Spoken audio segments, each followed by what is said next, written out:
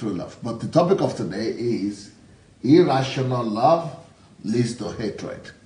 Irrational love leads to hatred. Yesterday I mentioned an example of irrational love.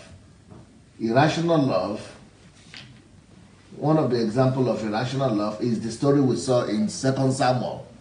2 Samuel 13, 2 and 15. You can read the whole chapter. The whole chapter of 2 Samuel 13 is talking about an irrational love. This is a perfect example of the topic of today. When Amnon is one of the grandsons of David, and the son of Absalom, the one that betrayed the father, and he fell in love with his stepsister, and the stepsister was Tamar. Now, they have the same father, but different mothers. So, actually, were they grandchildren? I think they were children, no? I think they were children of, were they children of David or grandchildren? I think they were probably children, right? They were children, yeah, they were children of David. They were actually children of David, not grandchildren, children. So Amnon was the step brother to Tamar. And they were in love he was so much in love with her because she was attractive. But the fact that you are in love with somebody is not, you cannot just be in love with anybody. And like now, I'm married. The fact that I'm in love with anybody, I can have feeling for another person, but that doesn't make it legitimate. So this was an irrational love because it was illegitimate. But in his own case, it was so irrational that Amnon got sick. He couldn't even get out of bed without thinking about this girl.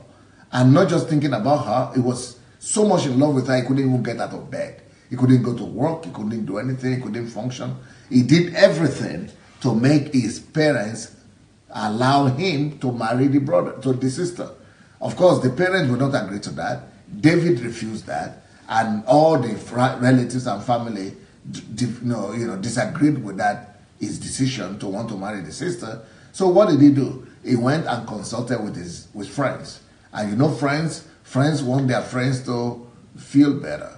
Friends are cheerleaders, and friends are for comfort.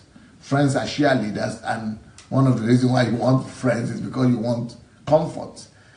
So they advise him on what to do. And what they advise him to do is that he should lay down in bed and pretend to be sick, and then ask his sister Tamar to be the one to come and look after him.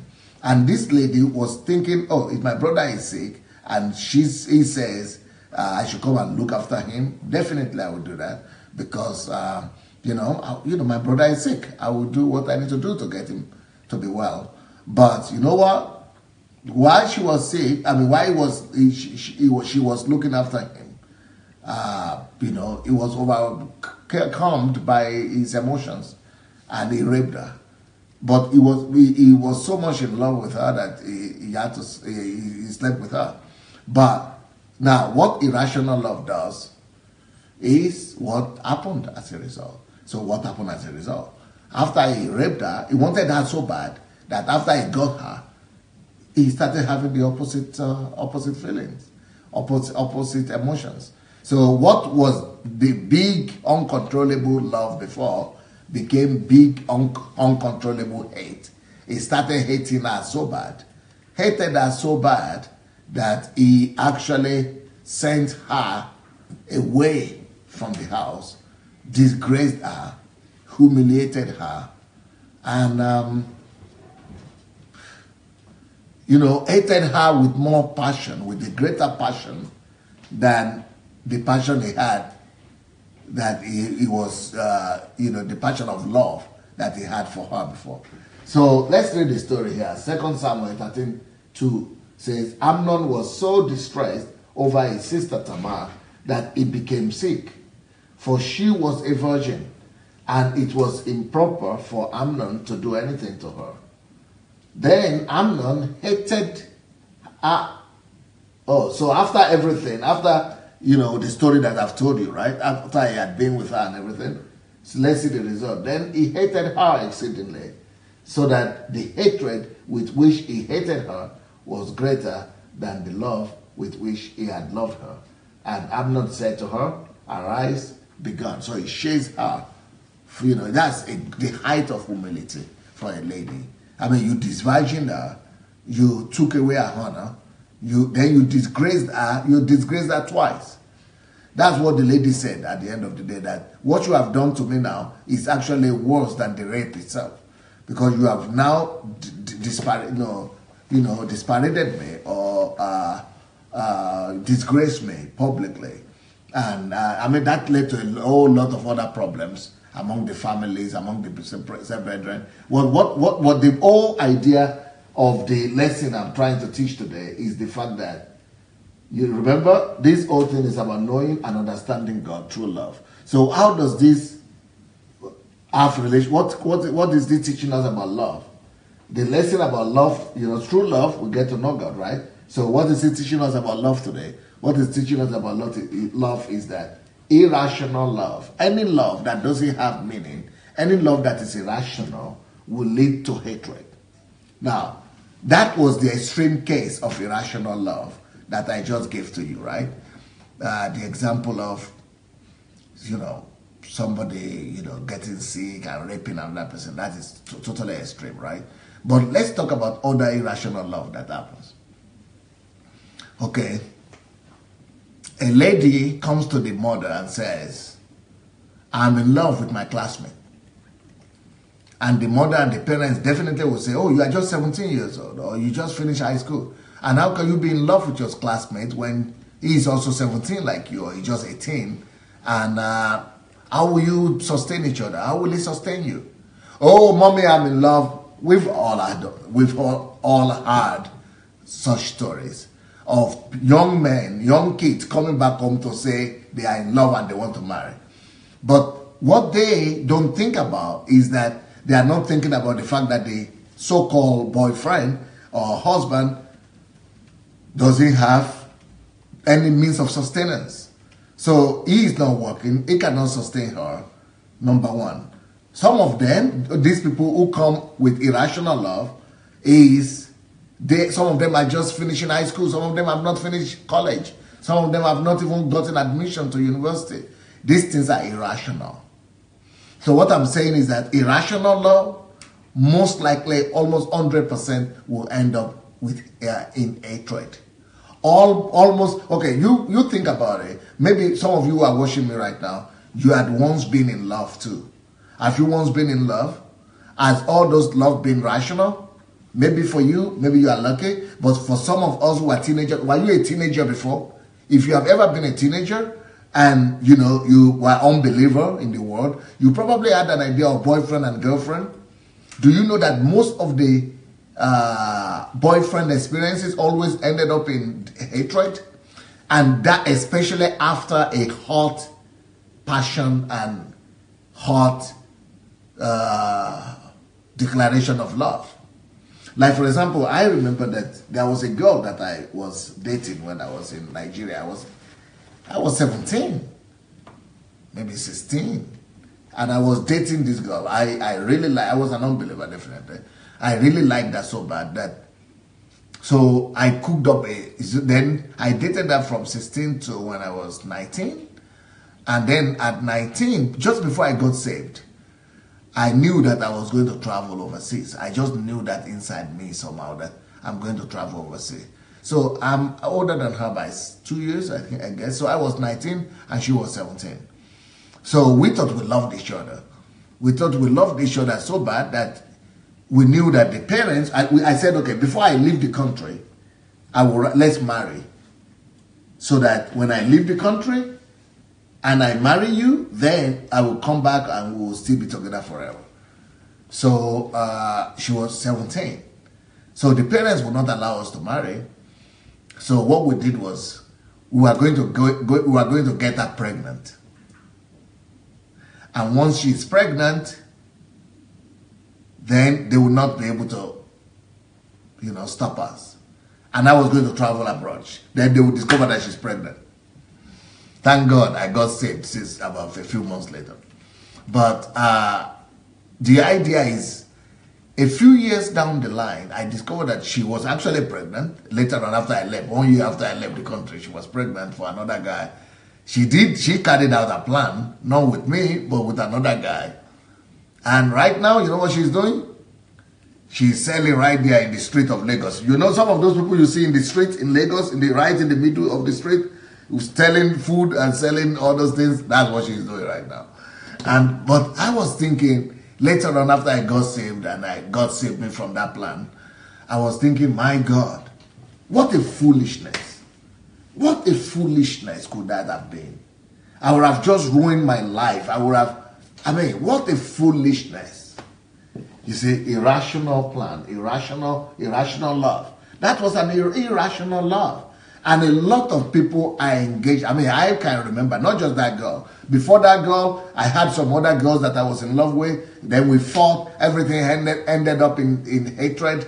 Why? Because irrational love. There was one of the girls that I was so in love. Then I discovered that she was also dating my friend. Oh, wow. So that leads to anger, hatred. So irrational love.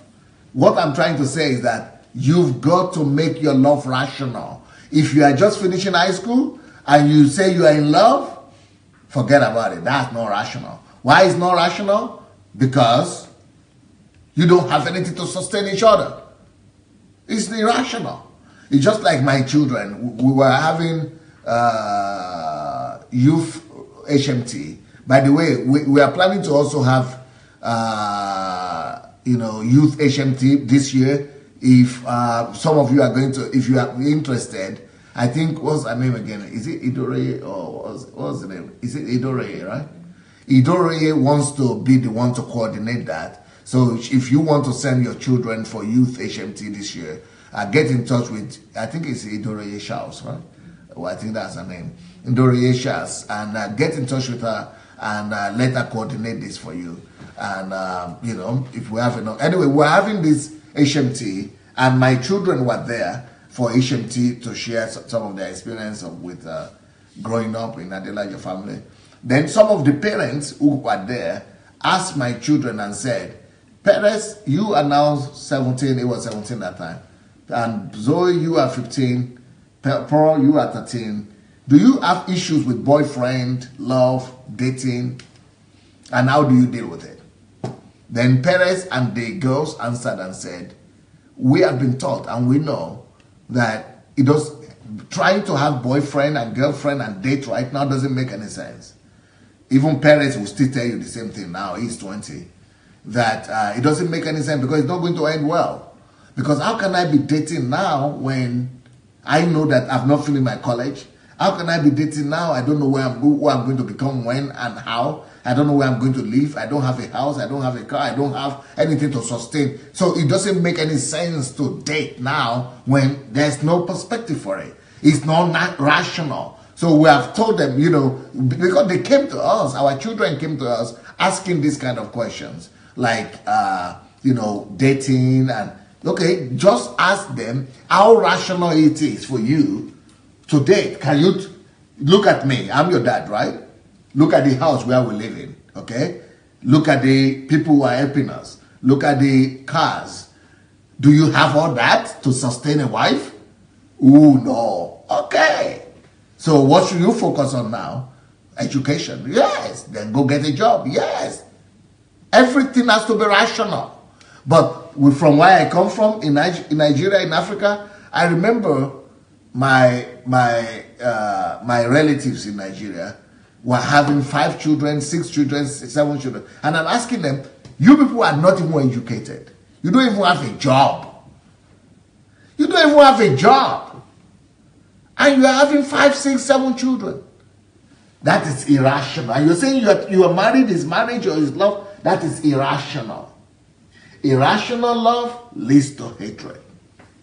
Have you ever heard of your children, or you too have ever had a thought that have you ever spoken to your parents that, why did you even bring me to this world? I've asked that question many times, especially when I was young. I queried my parents, I blamed them, I hated them, I cursed them. I cursed my parents. Why should you bring me to this world without a plan, without provisions, why? That is an irrational love. Irrational love will lead to hatred. Why was I hating them? Because they didn't think, they didn't make plans. So what is irrational? Irrational is something that you couldn't argue out logically. You couldn't make a sense of it. Why is it that you're going to be having 5 children? What is the argument? How will you take care of the 5 children? There are many other irrational aspects of love in Nigeria, in Africa, where I come from. For example, in Nigeria, people will tell you, if you marry, that you must make sure you get pregnant. You get your wife pregnant the very first year of marriage. In fact, not just the first year, you must have your child within a year of marriage. You must give birth to a child in the year. That means you have to be pregnant within 3 months of your marriage. And if you are not pregnant within 3 months of your marriage, they begin to cause trouble for you, as if you are the one, you are having a problem, and all kind of talks begin to go around, which is irrational. For you to be pregnant within the first year of your marriage is irrational. It will lead to some hatred, either between husband and wife or between children and parents. It is irrational. Every irrational love will lead to hatred. As a matter of fact, I personally believe that it is an irrational expression of love to try to be pregnant in the first 2 years of marriage, unless you marry too late and you're already over, you're already too old and you want to quickly have a child, maybe. But I don't believe that anybody who gets married should get a baby in the first year, in the second year, even the third year. Maybe third year, but not earlier than 3 years in marriage. If otherwise, all other things is not logical, it's not rational. And those things that are not rational, when the children will come, or when the child comes, and when the pressure and the pressure of the child that you didn't prepare for is going to bring about hatred in your relationship or with your children. So any irrational life, there are different kinds of irrational love, will always lead to hatred. Just like people saying they are gay and they want to marry. Yeah, there are some people now, there are some countries now that are giving license to gay people to marry. But you know what happened? Because that marriage is irrational, they end up hating each other. They don't just divorce, but they hate each other. In fact, there are cases in America now where gay couples have killed each other. Why? Because it's an irrational love. Any love that is irrational, abnormal, is going to end up in hatred. Irrational love leads to hatred. Irrational love leads to hatred. So that was an example that I showed you of Amnon and Tamar. But there are other examples like that. Okay, let's go back again to our thesis, our quotation that we normally use. All problems in the world is a love problem. Either loving yourself too much, or not loving others as yourself, or loving others too much. All problems in the world is a love problem. A misdirected love is loving the wrong things, self and other things, instead of loving God as yourself. I would like us to look at a video here that shows to us that all problems that people have among themselves, all human problems, is connected to love. It is either we are loving ourselves too much, or we don't love others as ourselves, or we love other people too much. When we love other people too much too, it leads to hatred. All irrational love leads to hatred. Let's have a look at this particular video. You're homeless here in Traverse City. Tell me about it. What do you want to know? Well, where are you sleeping at? Wherever I can. So what's a day like? What's a night like? The day is pretty good because we go out see my friends, go out have meals, but the night gets pretty cold because it's still early yet. How'd you end up on the streets? I lost my son when he was 5.5. And I just lost everything. It's alright. I don't ask my family for nothing. How long have you been sleeping outside? What year is it? 2017? About 10 years now. Oh my gosh, that's too long. That's way too long. I've had jobs. I work and I do everything I can, but can never get a place around here. I travel down south in the wintertime because it's too cold here. If you had 3 wishes, what would they be? I only need one. I want my son back. That's it. I don't like talking about my son. Sorry. Well, thank you very much for talking. Thank you. Okay, you see what happened here? Let's hear that story again. This man is a homeless man. This man is a homeless man. He lost everything, divorced his wife, and ended up in the street. Huh? Yeah, and you know the reason why? Because he lost his son. His son died. Are we okay with touching this one? Okay with that? So, because of the death of the son, things went so bad for him.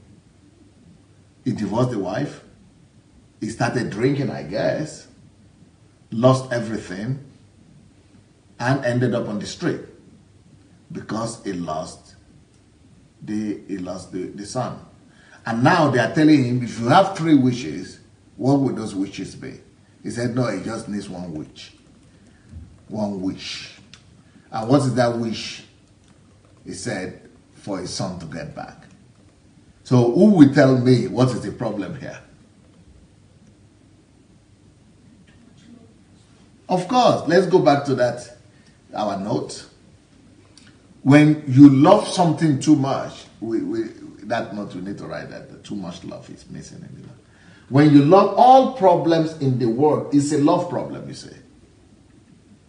In this case, it's not that he's not loving somebody enough, or his son enough, his family enough, but he was loving his son too much. And when you love somebody too much, you idolize them. So what happened in this particular case is a problem of love. He has idolized. And whenever you idolize somebody, when you love somebody too much, it becomes irrational love. So who killed that son? Therefore, who killed that son? His dad. He killed his son. And he doesn't even know that he's the one to blame for it. He killed that son through his irrational love. When we love something too much, we idolize it. Irrational love will lead to hatred. And if that hatred will lead to conflict. And if that is not stopping you, it's going to lead to death. But when it's a small boy, when it's a small child like that, you kill that child with your irrational love. Sickness in the family, tragedies in the homes, in relationships, death, conflicts, is all as a result of irrational love to somebody or to something. Some people love to get this car. Oh, I need this car so much, this car so much. Then you got it, you use it for 1 year and you hate it. You want to sell it, you want to get rid of it. Some people need a dress, they want a particular dress. Oh, I must go to that party. I must go to... They got it, then they don't like it. Irrational love will lead to hatred. So all problems in this world is a love problem. Either loving yourself too much, or not loving others as yourself, or loving others too much. A misdirected love is loving the wrong things, self and other things, instead of loving God as yourself. Matthew 10:34, this is what Jesus came to prevent, you see. Because the only one we are supposed to love like that is God. We are supposed to love God with all our hearts, with all our soul, with all our strength. Only God we are supposed to love like that, like idolize and worship. So Matthew 10:34-39 says, do not think that I came to bring peace on earth. I did not come to bring peace, but a sword. What does a sword do? A sword brings division between you and whatever you are attached to. A sword makes you to, it brings separation. And that separation is for your good. That separation is to detach you with something that you are idolizing, so that you will be attached to God who created that thing that you are idolizing. So that's why God brought sword. For I have come to set a man against his father, a daughter against the mother, and a daughter-in-law against the mother-in-law, and a man's enemy will be those of his own household. Why those of his own household? Because it is the people of our household that we have the possibility of loving and being attached to irrationally. So those are the people that God will use the sword for most often. But then that is a good thing, because when God brings the division through the sword, then he attaches you to God, then the other person gets attached to God, then you all come under the cover. You all come under the covering of God. But you must be independent of each other. Would any one of you would like to talk about the way we live in our family here? I and Pastor Bosa is an example of this. And not just me and Pastor Bosa, the children even. Everybody is independent from each other. Even though we love each other, we are one family, we respect each other, we honor each other. But Pastor Bosa is not living off of me. She's not idolizing me, talking about me every time, thinking about me 24 hours. She's thinking about God 24 hours. I'm not thinking about Pastor Bosa 24 hours. I'm busy doing God's work 24 hours. But our children are not just looking up to us as if we are God. They know that we are not. And they know we can die at any time. We have taught them to release us and assume in their mind that we are dead, that we can be dead tomorrow. That's how we've trained our children. So, you know, because if we don't do that ourselves, then God has to use the sword. The sword has to come to break the attachment. And when that happens, when God comes with the sword, then it could result in conflict among each other. And when that happens, then you will begin to think that it's Satan, but it's actually God's blessing. So conflict in that case is a blessing. Or one of the children will be sick. Or one of the people you are idolizing will be sick. If it's your husband, they will be sick. If it's your wife, she will be sick. And when she will not be able to get healing, or he will not be able to get deliverance. And you'll be wondering why. Because you are the one sucking life out of him. You are depending on him, making him the source of your energy, the source of your joy. And the source of our joy is supposed to be just God. The source of our energy is supposed to be God. The source of our happiness is supposed to be God alone. So, but when you are idolizing somebody, when you are loving somebody too much, that way he is the source of your joy. So when you see them, you are happy. You are the one, they are the ones you are thinking about. That way you are sucking life out of them. But since they don't have eternal life, only God has eternal life, only God has infinite life, they will begin to feel it because you are taking life from them. And life that you have taken from them will lead to them being sick. You are removing, when you have elevated them over above God, they are not protected. They could get accident, they could get into sickness, because you have lived, anything you have lifted over and above God, anything you love the most in your life, you have lifted them over God, then they are not protected. Then any calamities will begin to happen to them. And those calamities and sicknesses and things like that, they are a deterrent for you. They are supposed to act as a deterrent to help you get the message, and, you know, put the gap and detach yourself from them and attach yourself to God, and then come back together again now, after you are attached to God. So he who loves Father, you see, it's all about love. Anything you love more than God, you see, he who loves Father or Mother more than me, it's all about loving. That is idol. That is irrational. That becomes an irrational love. Because rational love is that you will love God more than anybody else. But when you begin to love somebody else, whether it's your father or mother or husband or children, more than God, then expect the sword. Because that sword is going to come. Because either the sword is going to come so that you don't kill them, so that you don't kill the object of your love.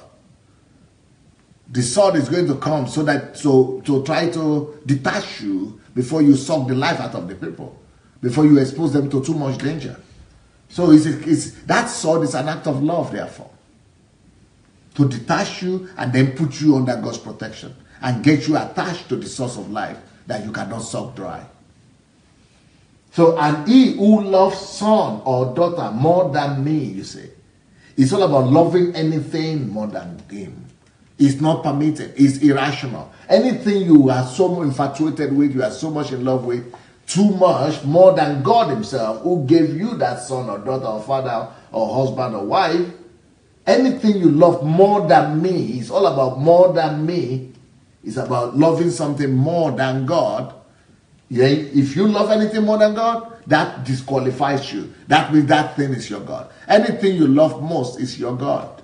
And that is whatsoever you have elevated over and above God in your life. And you are exposing that thing to attacks. And you are removing them from under God's protection. Because you have put them over and above God. So anybody who loves anything more than me is not worthy of me. So that's what we call irrational love. And that irrational love will lead to hatred and death eventually. It leads to different things. It leads to losses, it leads to hatred, it leads to death, it leads to tragedy, it leads to calamities, it leads to sickness. And he who does not take his cross and follow after me is not worthy of me. Why take his cross? If you don't take your cross and follow after him, it means you are living for yourself still. It means you love yourself. So in one case, in one instance, you love something else more than God, but in the other instance, you love yourself more than God. That's why you cannot deny yourself. Because to take up your cross and follow God means to deny yourself.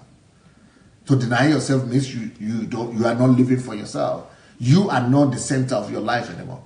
He must become the center of your life. That's what it means to live, to take your cross and follow him. That means that he must be the focus of your life.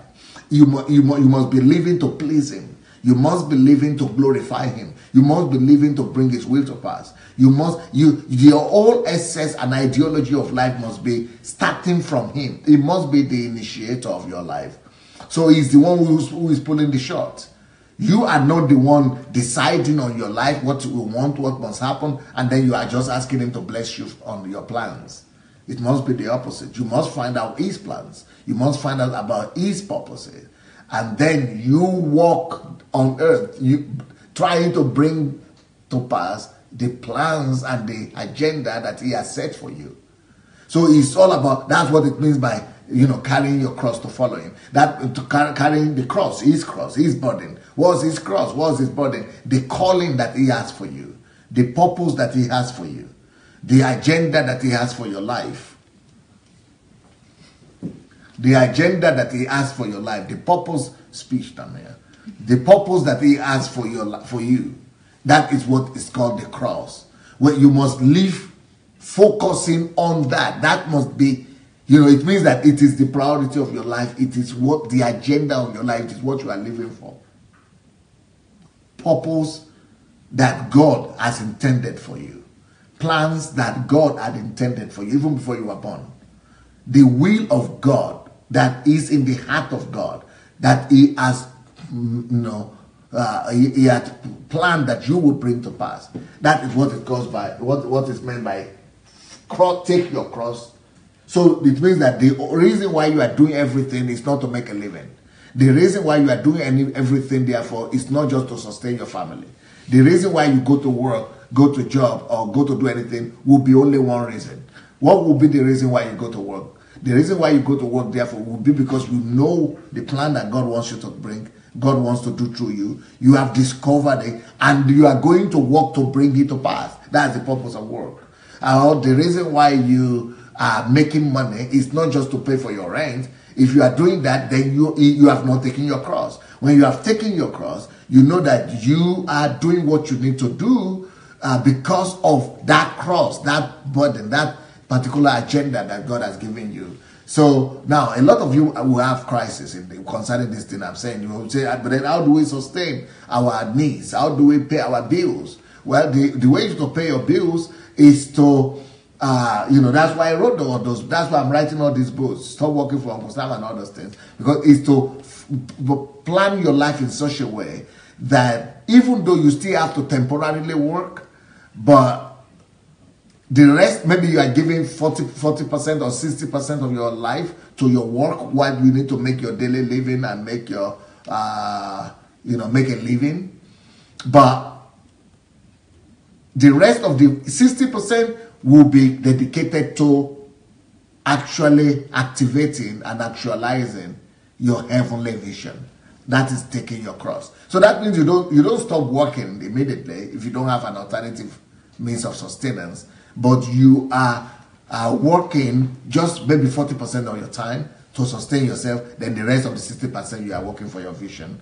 Or the other way around. Maybe you are working 60% and then 40% of your life, of your daily life, you are actually dedicating it to bringing his vision to pass. So one way or the other, you've got to organize yourself in such a way, or you are working to be able to get the means to now use that means or resources to now use it and channel it into bringing to pass the purpose and agenda that God has given to you. It must, you must be aware that your whole life and everything you are doing, that the same thing with how you spend your money and your resources, that your money and every other thing and your resources, energy, is just about maybe 40% that is going to just take care of your need and your need of your family. But the rest of the 60% is actually being used to bring the kingdom of God upon the earth and sustain it. Or maybe 60% for your needs and other, but then 40% to then you using to bring the kingdom of God. Maybe it's not going to work out like that immediately, but it must be the goal or the target that you are having before you.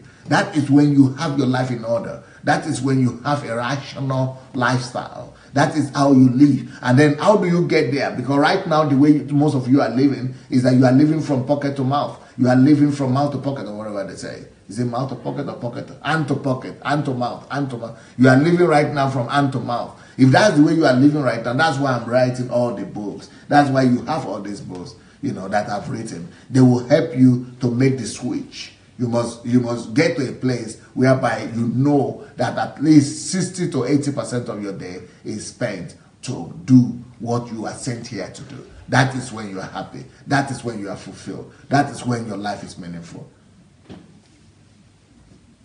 So that's what God is talking here when he said, take up your cross and follow me. And if you don't do like that, if you don't live that lifestyle of living for your cross, taking up your cross, then you are not worthy of me. He who finds his life, because you are living for your life, then you have found your life. You will lose it. And he who loses his life, who is ready to give up on his life and live for the kingdom agenda, the kingdom priorities, he will find it. He will find that life. Because you have put it under the submission of the Lordship of God. So, soul ties also lead to eventual hatred. Any irrational love, any love that is irrational, will turn to hate. Let's have another look at another video that will help us to get this topic as well. Okay, here we go.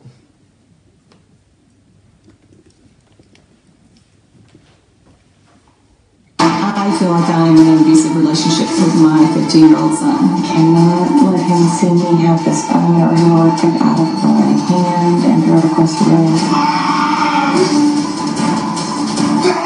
We're scared to death of him. We don't know what Rivers is capable of. It's almost as if he wants to use the most hurtful words that he can. If if I cry, he'll say, shut up, you. Shut up. Me? Yes, but I stop crying all the time. He'll say, leave me alone, you slut, you dumb blonde. Quit bothering me, you bitch. I get called a bitch 1,000,000 times a day. Go kill yourself. Go sit in the middle of the road and let a car run you over. My son called me. You know, never have any social life, did you? I went up to him and I said, what did you say? He said, I called you. You think I like men? I can knock your teeth in your mouth. Don't you ever call me a Dude. And he went, I'd love to see you try. He has slammed the door in my face and caused me to have a bloody eye, and his reasoning was, you shouldn't have your face at the door. He's pushed me onto the hood of the car. He's pushed me through his closet doors. I fell down and he was pointing at me. He said, double with me. I know how to fight. He's 6'2", he's 15, he's physically bigger than me, and I completely lost control of my son. Now, Angie and Hunter have stopped forcing Rivers to go to school. They just gave up. They're just waiting, I guess, for the courts. Okay. Now, this kind of thing happens. Can you believe it? Parents are losing their children. And children are becoming unruly. What happens? What leads to children behaving like that? Why would children behave like that? Well, let me tell you why. Whenever parents idolize their children or irrationally love them or try to give them everything they need, everything they want, when you over pamper your child with love, that's what you get. You spoil that child. Now, it doesn't always happen immediately when they are young like this. It could be later in life. But whenever you give to a child everything, whenever you over pamper, or when you send them, they become spoiled brats. You know, and another reason for this, it might not be that they have spoiled him by giving him everything he needed. It might be that even before he was born, that mother had loved that son too much. When he was still not even conceived, she was dreaming of him, making him the purpose of his life, the meaning of their lives. Oh, that we are going to have a child, he's going to be a boy. They might not be Christians. So God is out of the equation. So instead of God, that baby, their family that they are having, or that child that they are going to have, become the centrality of their lives. And when that happens, the sword comes coming down. And now, that is the sword working. You know, the division. What they loved so much, now they are getting to a place that they are hating it so much. And even that son is hating them so much. Now, let me tell you something. Irrational love leads to hate. But that hatred, right now, this hatred that we are seeing, is actually a saving cycle. It's a saving, what do you call it? Saving, like what do you throw to the people who are drowned in the river? Saving ring, right? Saving cycle. Anyway, that's a safety line. That is a saving line right there. It's a saving, Life belt. Oh, the cycle. Yeah, it's a life belt. It's a saving cycle that God is throwing at them, because what is happening is through that hatred, that mother and that father, they are not going to idolize him again. I bet you. In fact, I'm sure by now they are preferring that they will die. So what is happening in that process is, okay, when you, okay, I think Galia, can you come, Galia? Okay. Let me just tell you how that happens, because you might not know how that happens, right? Okay, let's say this, you are the child that, you might need to come closer. This is the child that I am the father and I love this child so well. And you are the mother. Yeah. And this is the mother. So your father and mother, will love this child so much. Even before she was born, we have dreamed that we are going to have a family and we are going to have a child and all that. So we begin to love him. Maybe we are not even spoiling him. But he's the center of our life. And like in this case, he's the only child.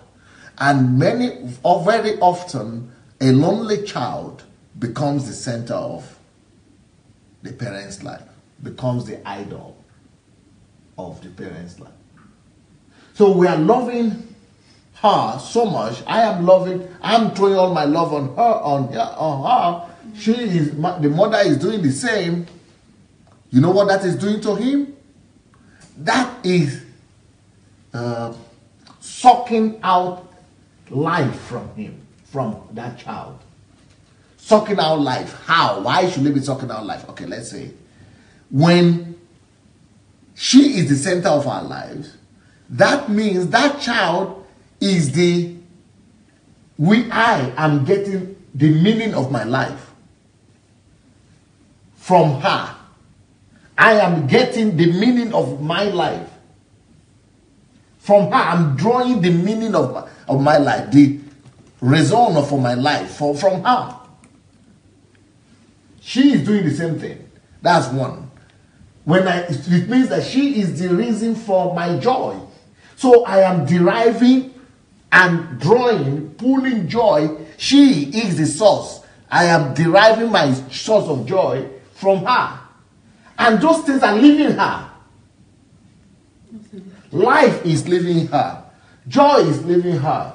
And all the things I'm drawing, whatever she represents for me, I'm drawing from her. So she is feeling it. That child, that son that is violent, she is feeling it that she doesn't understand it. The child doesn't understand what's going on. But she's feeling that I'm uncomfortable with being at home. I'm dying. He cannot explain it. So he's just being violent. He's just expressing that frustration anyhow. Just because the life is going out of him. He's being suffocated out of life. So he just wants to get out of it. Hey, live. It's because the life is living. The parents are killing the child. Now, let's say the child is an adult like this. And she's been, okay, let's say it's not a child. Let's say it's husband and wife. Can you step aside? Let's say it's husband and wife. I love you so much like that. And you are the source of my life, the energy, I draw everything from you. You also, because you are now a Christian, we have to have good family, I have to be a good husband, praise God. So you cannot get angry at me, because you are trying not to get angry at me. Because you are a good Christian, you want to be a good wife. So you don't know what is happening, so you want to control yourself. So even though I'm getting life out of you, but you are not getting violent like a kid. It is a child, a son that is going violent, because that's the only way you could express it. But you are praying, you are trying to control yourself. That way you're developing sickness. Because by that radicality of the child, when the child is fighting, he's saving himself. Yes. He's saving himself. So that love that is making me to drive life from her is stopping, because she's making me angry. The child is making me angry. So I cannot take the love again. I cannot take the life again from her. I cannot, because I don't, she's making me not to like her. That's what that child is doing. So it's a way to survive. So by being violent, calling them names, she's stopping them from deriving life from her. From him, sorry. So the same thing here, but when it comes to adults, we want to be good. So, but in some cases, you can just say that either she gets sick, or because you have exalted you above God, or she gets into, because then there is no protection. God is secondary. So the protection is gone. You are now the one on top. God is gone down here. So you can get sick, you can get into accident, you can get cancer, any kind of attack can come upon you. But so anyway, by any means, or sometimes you could go and become and just leave the house, you want to divorce. So, but we are good, we have good relationship, no problem. Oh, I will not, you know, you just want to run away because I'm taking your life. That's how it happens. That's how it happens. So can you now understand the reason why that son is behaving like that? Sure. This is some kind of protection, some kind of saving himself. Self-preservation. Self-preservation from death, from the catastrophe. Yes, exactly. So that is a sword that is coming right there. But that way is a good thing that happened. Okay, let's think of another scenario that the child is a good child and is not violent, he's not saving himself, he's not fighting for his own self, but he's just... Bad for him. Yeah, Yes, he's going to die in silence. He's trying to be good or to be good, he's trying to be good. To teach... To be quiet, to be submissive. Yes. But this is... Then that's bad to her, that's killing her. She will die in silence. Because she's not expressing herself, her emotions, her... Yeah, because she's not stopping that process of taking life from her.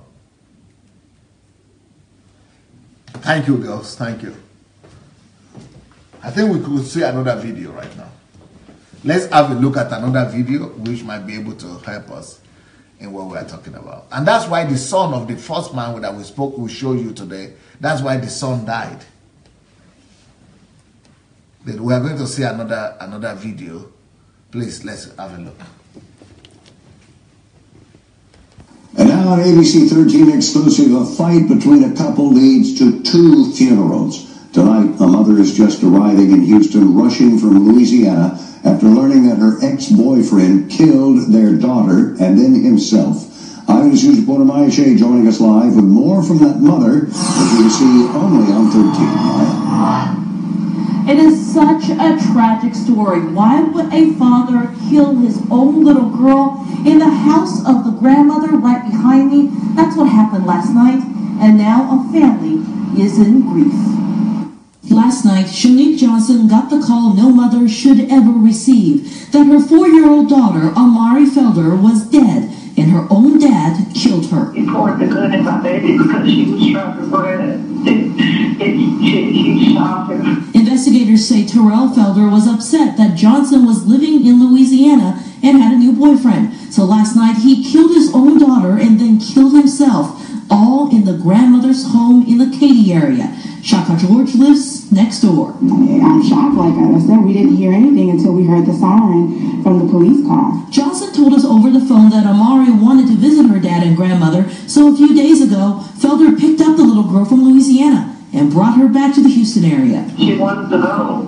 She said she wanted to be with her dad and her daddy because she was missing them, and I allowed her to go. Johnson says Felder wanted to get back together, but she did not, and that's what caused him to kill his own child, a girl whose mother will always remember as a little princess. She's everybody. She is very smart. My baby knows where she going, where she at. She can look at something and know exactly where she at and where she going. She tell you anything you need to know.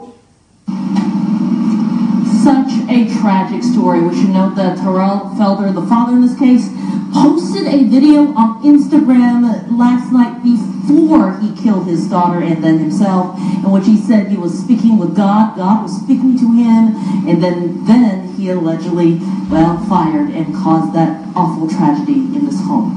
We're live in Katy, Maya Shea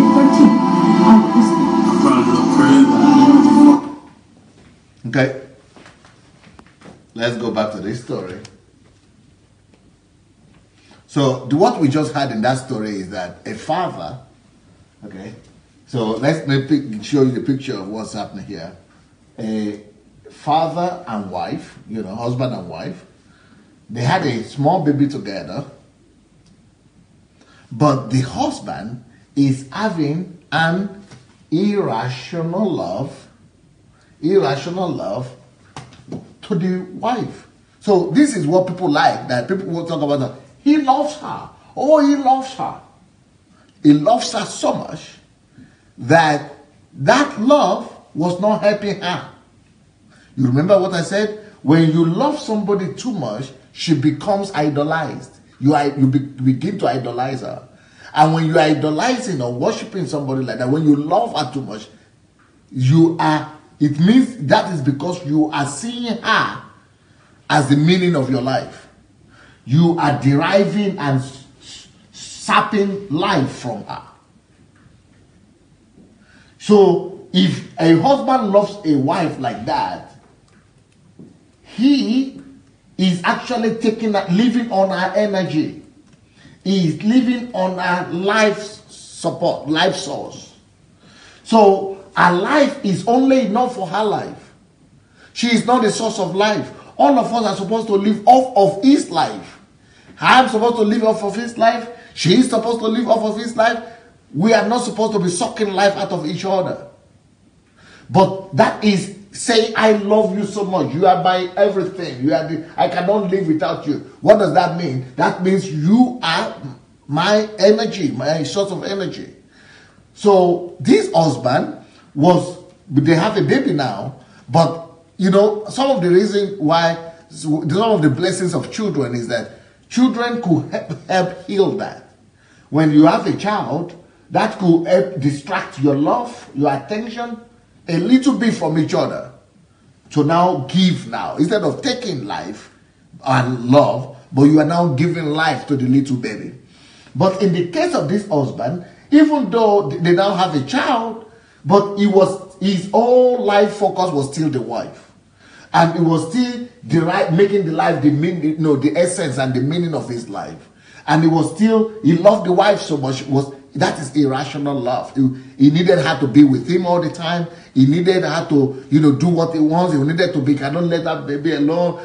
By herself, she is the meaning of his life. He cannot live without her. But what that does for the person you are loving irrationally is that person you are loving so strongly like that is feeling that I'm not comfortable. She might not be able to express it or explain it, but she said, this love is too much. This love is too much for me. It's killing me. This love is shocking me. So without your love, you are now shocking her. Because you have made her the source of your life. You are taking away her life by all your attention, by all your emotion, you are actually feeding off of her life. You are a vampire. You are a vampire. Vampire, you are actually sucking her blood and life out of her and living off of that. So she started feeling that you love me, but it's too much for me. And she decided to run away. So she ran away, left the child for him, and ran away. And then because he's used to living for her and living, through that love for her and irrational love. And then said, come back. I cannot live without you. Come back. She said, I cannot come back. You love me too much. Your love is killing me. Then he started threatening her and saying, if you don't come back, I'm going to kill this child. I'm going to kill the child. Come back. But she cannot come back because she is feeling that, your love, I'm suffocating around you. Then he went ahead and killed the daughter and then killed himself. That's because somebody cannot get himself attached to God and make God his meaning and this essence of his life and wanted to make man his essence of his life. And that's what happens. So irrational love leads to hatred, leads to loss, leads to tragedy, and all kind of things like this. This is what irrational love does. Thank you. Thank you. So soul ties lead to eventual hatred. Any irrational love will turn to hate. Irrational love to a husband leads to fear of losing him. Yeah. Or the opposite. He could leave eventually because that's why she left. That's exactly this point. Because that irrational life, too much for her. Because he didn't want to lose her. But that made her to leave. And they became hate and then death, you see. This is what we just saw in that video. And that's what we saw in this story too. 2 Samuel 13:15. Amnon and Tamar. Do we have do we have this? You already had it? Okay. So it is caused, this kind of tragedy is caused by the wife. Oh, sorry. When the wife loves the husband irrationally and he lives or dies, it is actually the wife that caused that death or separation or things like that. Or in this case, it is the husband. Because whatever we love irrationally, we wish to retain, you see. That's what leads to control. Whenever you love something irrationally, you wish to retain it. By all means. And, hey, Ghana, you might need to come back again. So let's say I'm the husband. I love my wife so much. That love, too much love, I love somebody irrationally. I don't want her to go. I want to retain her. I want to hold on to her by all means. And when somebody is holding on to you, even though they say they love you, what happens to you? You begin to get irritated that, let me go. You know, I don't have life anymore. I don't have my life. That's what is happening. You know, you are controlling the person. You are monitoring the actions of the person, what the person is doing. The person doesn't have her own life. She doesn't have a breathing space. So that's what happens when a husband or a wife loves the partner so irrationally like that. We wish to retain that person that we love, or we don't wish to lose them. You know, there are some people, husband and wife, right? And nobody wants to lose the wife and husband, right? Nobody wants to lose the partner. But the best thing to do for you, not to lose her, is to actually give her up to God and say, God, you gave me this wife. I love her so much. I cannot live without her, and you know that. But right now, I'm giving her up to you, even though we are still living as husband and wife, but I'm giving her up to you. That's why the Bible says that he that is married should be as if he's not married. He that is having children should be as if he's not having children. Give it up to God and live in your mind. It's something that has to happen, not physically. You don't have to be divorced, but it's something that has to happen in your consciousness, just like it happened with Isaac and Abraham. Abraham, once he was ready to let the son go, God said, okay, don't kill him now. Don't kill him anymore. Take him back because you have let him go in your heart. So if you really love your wife and husband, you must let them go in your heart, but it must be real because you cannot deceive God. You must really let go. And once you let go like that, then you will be able to retain them. But your first attachment must be God. Then you are blessed and covered. But when you just want to control and hold on to them and you are living off of them, you are actually destroying your relationship and you are destroying their lives. So when we love something, we wish to retain it or don't wish to lose it.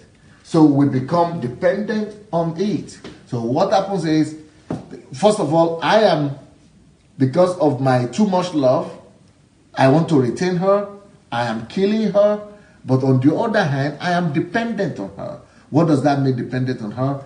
I am depending on her for my joy. I'm depending on her for my excitement. I'm depending on her for my happiness.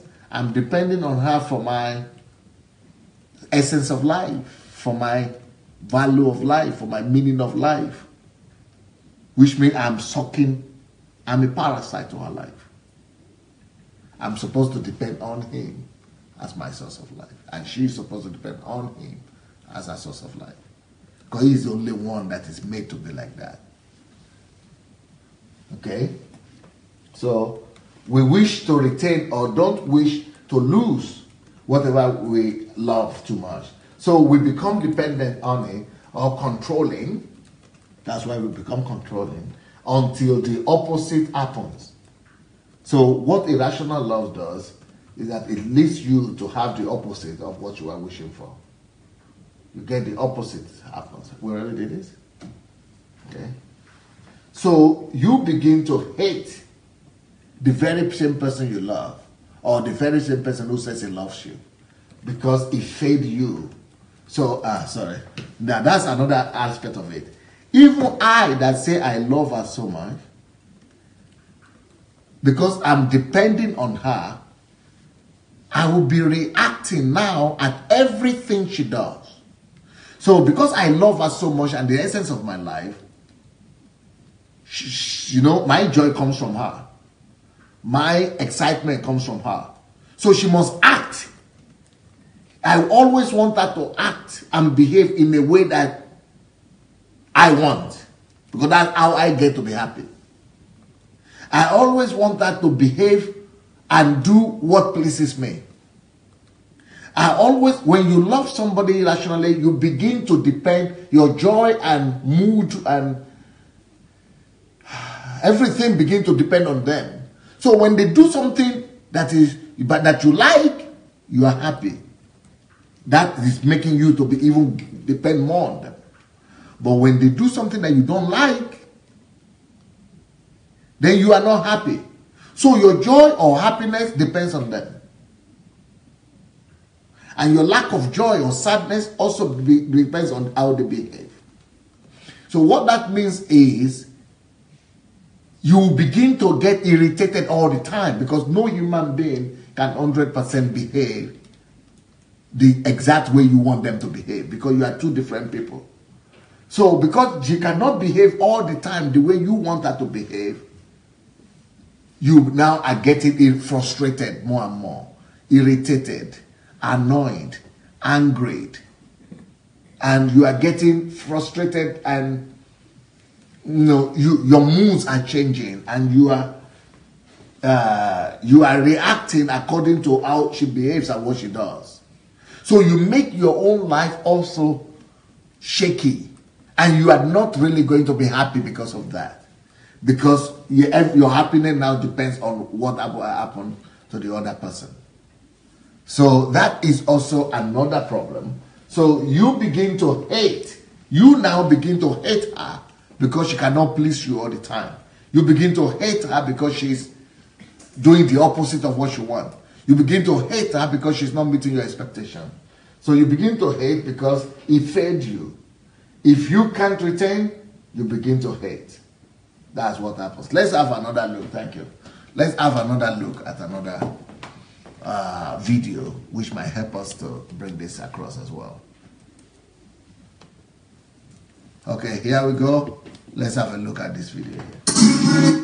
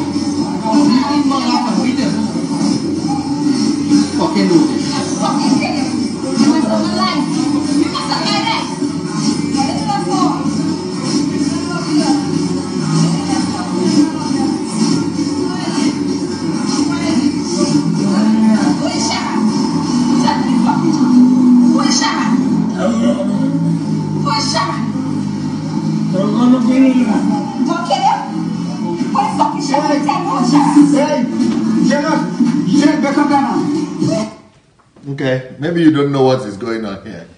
Let me explain to you what's going on here. This is a man, this is a woman, this is the wife who caught, I wish we see the car. Go back to where the things are. Yeah. Okay, that is the wife who caught the husband in their car with another woman. That's just a jealous woman, right? A jealous wife. So she was so destroyed and damaged and hurt that this is how she was. I think there is another story. The one I said you should do. Let's do it again. It's not the same. Okay, I thought it was similar. Yeah, but it's a similar thing. That's what I mean. There is another story like that. But this is what happened to women when they find their husband cheating on them. And some people kill their husbands. Some people, we have a case right now in Nigeria where a wife killed the husband. I mean, not two cases. I've had, in the last 2 months, in the last 1 month, I had 2 cases of wives killing their husbands because they cheated. Now, why? Who wants to comment? Who wants to comment on that? Why will a woman go to the extent, just remove the sound and let it play. Why will a woman go to the extent of behaving like this publicly just because the husband cheated on her? Or why will a woman find gun, and men do this too, go and find a gun and kill the wife or kill the husband? It's not just because of love.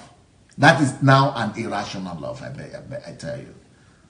It is now an irrational love when, that is a wife beating the husband. That is now an irrational love when a woman gets to that extent. It's not just love anymore. It has become irrational love. Let's look at another one. I heard that in Germany today, something like that also happened. What happened in Germany? Is it the husband that killed the wife or the wife that killed the husband in Germany? You see, when people cannot control their reactions like that, it means they had idolized that man. They had worshipped that man or that woman. Let's see another example here. Can you just start it all over again? Let's just let it make bigger. And then develop.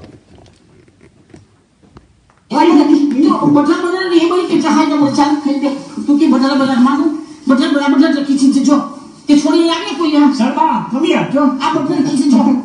I'm going to kitchen job. See the kitchen job. The kitchen, but the kitchen. I'm in the kitchen. How about job? Yes, fine. It was from the take it. Yeah. Did I come from the store? Is this what you do to your husband? Yeah. How do you hit your husband? John, did I know how to kitchen job? I was just on my girl. Just here. Talking to me. I can't breathe. John.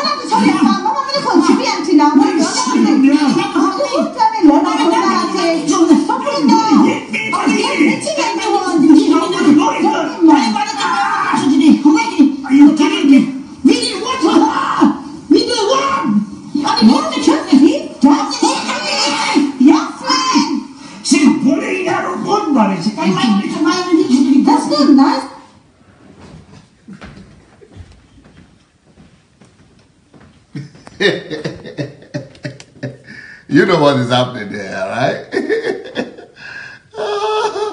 You know what's happening there? Irrational love always leads to, where is it? Irrational love always leads to hatred, you see. That's what we have just seen there now. Irrational love leads to hatred.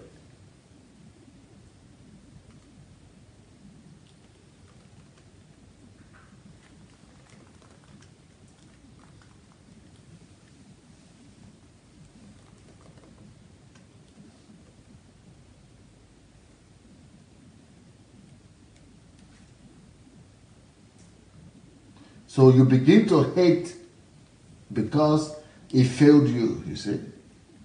If you can't retain it, him, you begin to hate him. But sometimes even that hatred is salvation.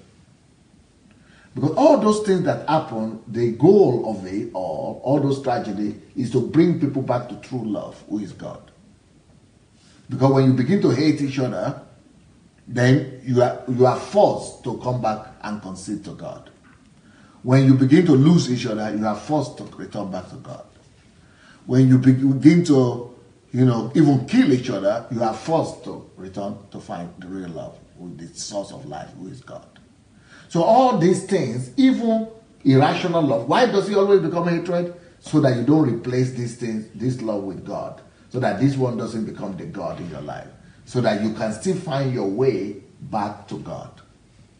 So most of us actually today, we came to God and we, just because of some kind of disappointment and failure in life, and that all is now what led us to know God. So that irrational love, as bad as it is the aim and the goal of it is to later attach you back to the real source. So that you stop making man your source and you begin to make God your source. So you begin to hate because it failed you, you cannot retain it. The more tied you are to a child or to a husband or to work or to job or to money, the more the possibility of that child hating you. That's what we saw in the beginning with that video. Or running away from you eventually. Okay, we have another video, right? Or we did it earlier. Okay, let's have another video here. Death is another possibility. Oh, that place of love belongs only to God. No one should replace God, you see. That's why these things happen, because that place of love belongs to God and no one should replace him. So let's have a look at another video here and see how this could also help us. So irrational love will always end up in hatred or loss or in death. Okay, here we go. And now we turn to a story that challenges our ideas about foreign adoption, parental responsibility, and what you do if you're desperate. A Tennessee mother has returned the 7-year-old son she adopted from Russia, sending him back alone. And now outraged Russian officials want to halt adoptions to U.S. families, period. Juju Chang on this wrenching dilemma. He arrived in Moscow Thursday, alone and exhausted after flying halfway around the world. Bewildered 7-year-old Artem Savelyev swarmed by cameras, sparking international outrage. He carried this note from his adopted mother back in Tennessee. "I adopted this child," wrote 32-year-old single mother Tori Hansen. "He is violent and has severe psychopathic issues. I was lied to and misled by the Russian orphanage. And after giving my best to this child, I'm sorry to say that for the safety of my family and myself, I no longer wish to parent this child." Hansen adopted Artem 6 months ago, but her family says the boy's hitting, kicking, spitting began to escalate. He drew pictures of the family's house on fire. So this week, the boy's adoptive grandmother flew him from his home in Shelbyville, Tennessee, to Washington, checked him in as an unaccompanied minor, and sent him off alone on the 10-hour flight to Moscow. Today, Russian President Dmitry Medvedev told ABC's George Stephanopoulos the incident is both illegal and immoral.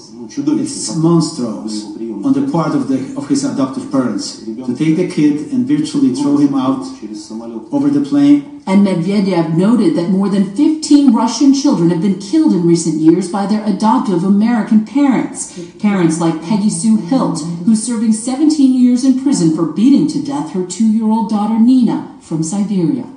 I didn't mean to hurt her. Adoption lawyers say young Artyom's story is a truly unusual case of child abandonment. Americans adopt 1,600 Russian children every year. Adoption is not child rental.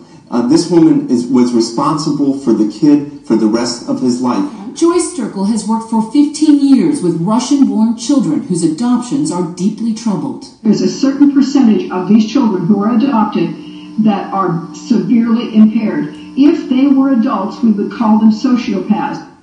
Now this boy has told Russian officials that his adopted mother was abusive and pulled his hair, and the U.S. State Department has asked a Tennessee sheriff to investigate, but so far, Diane, the mother has not been questioned. There have been no charges. I know you're going to explore these issues further tonight. Stop. Now, adoption, these are two cases here. One mother returned the son that she had adopted, and one other mother killed the son that he had adopted. You know why? It's not, in this case, it's not because the children were idolized, but it is the desire and the pleasure that is, it is idolization of pleasure and desires. So those women, that woman, come, let's say you are the one adopting the child.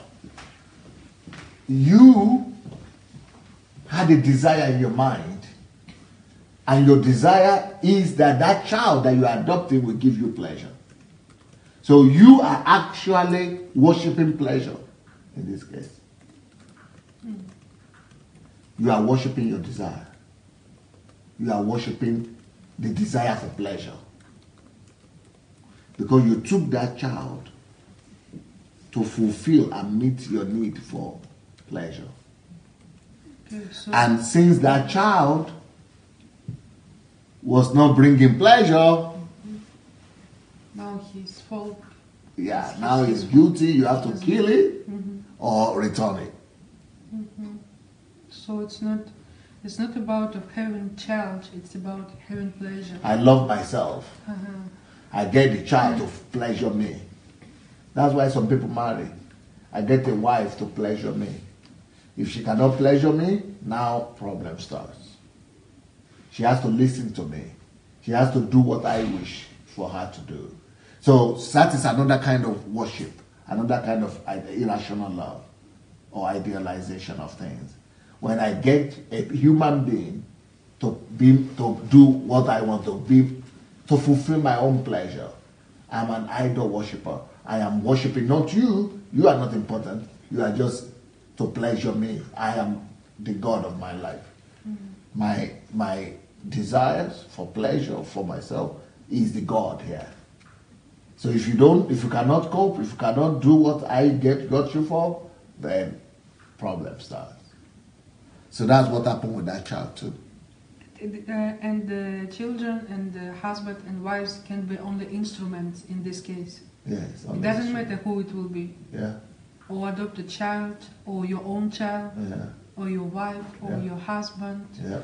If it's everything about you. If you are worshiping pleasure, if you are worshiping your desire, then you just want to use all other people to fulfill that desire. That desire becomes your God. And because that child couldn't fulfill the desire, the woman killed the child. And in this case, the woman returned the child back. Because the desire that she wanted to be fulfilled is not being met. It's about expectations. Yeah, it's about worshiping of your desire. It's about making your desire your God. It's about loving yourself. And that's why Jesus said that if you don't deny yourself, you cannot follow God. You cannot become Jesus' disciple. You don't live for yourself. You are supposed to take a child because you want to give more to the child. You want to give love to the child. That's why you adopt a child. Not because you want to derive pleasure. But many people in Africa today, they want to derive pleasure from having children. That's why they have children. They want to be pregnant because they are worshiping their desires. They are idol worshippers. So those children become troublesome, or they die, or they become sick, or because they took them as instruments as to fulfill their own desires, or they die. It's like these children, they are not human beings. Yeah, it's not about them at all. They're like objects. We have another video. Let's have a look at another video. Thank you. Let's have a look at another video. Here we go. That will also help us to get the topic on. Jack Gleason is the actor who plays King Joffrey on Game of Thrones, and in November of 2013 he talked about how he saved the city. I won the war. I hate him and love him at the same time because he's such a good actor, but his character is so despicable. Loathsome guy. He's like the worst, yeah. Well, he says that he is kind of tired of being a celebrity, so after Game of Thrones is over, he plans on retiring. Well, at first I didn't really believe that he was going to end up retiring, but you know what? You can't, first of all, he's what is he, 13? I don't know how old he You can't is. retire, okay? You can stop, no, you can stop acting, but you can't retire. Like, if you say I'm retiring and you're him, you're kind of a putz. Then just do it, but don't give me. Nobody 21 retires from anything. Yeah. You just do something else, which he's free to do. Right. I'm sure he will do something else as well, or else he would be bored. Right. I know, but that's usually what athletes and actors say. He's not the only one. This isn't an isolated No event. athlete retires at 21. Right. They get cut. They do get cut. All right. Well, he was at Oxford Union. He was giving a speech, and he was talking about how he hates the obsession with celebrities. Take a look. People suddenly wanted to take pictures of me on the streets, and journalists were interested in what kind of socks I preferred, and you know, among certain groups of my peers, my jokes seemed to become a lot funnier, which perhaps was all the comedy books I was reading at the time, or perhaps it was sycophancy, I don't know. America's capitalism bore out a commodity-based society in which the actions of the individual could be equated with acts of consumption. Tabloids, talk shows, and subsequently reality television all became obsessed with the commodification of the celebrity image, making it consumable and then ultimately disposable. What's ironic is that you see celebrities endorsing things like, you know, like musical tampons and appearing in advertisements for lavender-scented teeth whitener or something, you know, wielding goods whose sell-by dates are, you know, ironically probably outlast theirs. Has he ever shaved? I don't know. And why is he reading? Yeah, he seemed surprised at what he was saying in some words, right? Like the whole musical tampon thing. He was like, musical tamp. No, and he's reading it like an actor, like he's reading it like he did a nice job of making it seem like he just thought of musical tampons. Yeah, But it's written down right there. You're reading it. He didn't just think of it. So what do you think about what he had to say? Like this obsession that we have with celebrities and everything they do and how they get used. That's it. Maybe you people don't understand what's going on here. What's going on here is that a celebrity, a star, is a big star in America. What's the name of the Game of Thrones? There is something they call Game of Thrones in America, a film, I guess. And this was the star of that Game of Thrones. And he just woke up one day after becoming so famous, and it was at the peak of his fame. He just came up one day and turned his back and said, I'm leaving Hollywood. I'm leaving the celebrity lifestyle. I'm leaving the industry. I'm leaving, you know, I'm leaving acting. They said, what happened? He said, because I've always wanted this all my life. I was obsessed by the desire to be famous, to be popular, to have success. But now that I have the success and I have the fame, it's shocking me. You see, that is when somebody is idolized the desire. Not a woman now, not a husband, not a child, but the desire. Sometimes we idolize our desires, our pleasure, the desire for pleasure. That's why people in Hollywood kill, drink, become drug addicts, alcoholic addicts. That's why divorces, all kind of catastrophe is happening there. Why? Because those are people who mostly idolize their pleasure or their desires, and they get the opposite. And I think you understand the reason why. So, because irrational love to a husband leads to fear of losing him. He could leave or hate or die. It is caused by the wife because whatever, or the husband, because whatever we love irrationally, we wish to retain or don't wish to lose.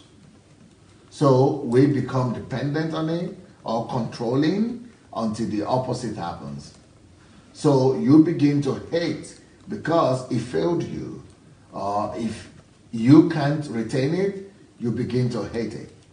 The more tied you are to a child, the more the possibility of that child hating you, or that profession, or that job, or that desire, or that pleasure, or running away from you eventually.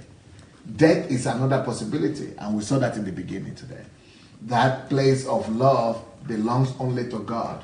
No one should replace God. No one should replace God. That's why love turns to hate. Irrational love turns to hate. The first and second commandment is all about this. It is for our own protection. So when God tells us to love the Lord thy God with all thy heart, it is for our protection. And then love people, it is also our protection. But not self. If you just love yourself, you will kill yourself. If you love somebody else other than loving God first, you kill that person and you kill yourself too. If you love something else rather than God, that desire will kill you. You destroy yourself.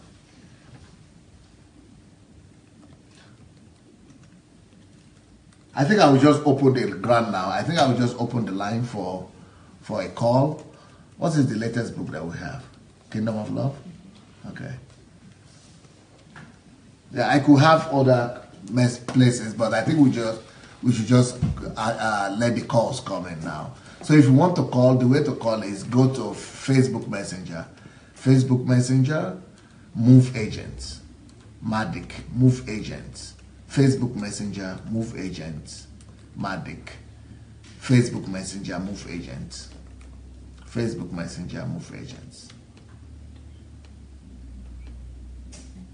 Oh, by the way, you know, we are starting another class for our mentorship class. Another mentorship class we are starting today. I mean, we started already. We started the first mentorship class, and we got the first group is already, the first class is already full, and we are starting the second class for our mentorship class. So if you are not accepted, or you didn't make it to be in the first group, please, you can go ahead right now and go to sundayadelajablog.com/mentorship. sundayadelajablog.com/mentorship. You can, before the end of February, you can actually join the mentorship class right now. You know, it's an amazing mentorship that is going on there, because it is something that will help you to really put your life in order. And that is, a lot of people want me to be their mentor. Well, this is your chance. Go to sundayadelajablog.com/mentorship and join into the group.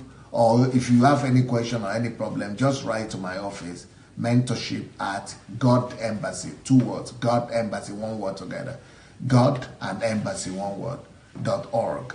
So mentorship@godembassy.org, mentorship@godembassy.org.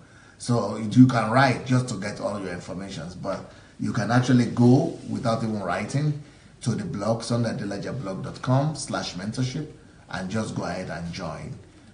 You know, that's an opportunity for you to put your life in order and to actually make your life systemic and make it, you know, predictable. So let's see if we have anybody who wants to call. If you want to call, go to Facebook Messenger, Facebook Messenger, Facebook Messenger, Move Agents. Move Agents. Okay. Let's see. Did you show the love book? Okay. Let's make it bigger. Let's see if, yeah, this is the love book. And you can get it on Amazon, or you can write to my office. To get any of these books, you just write to my office, dssbooks@gmail.com. dssbooks@gmail.com. Well, nobody is calling today. Okay, if nobody is calling today, that's good.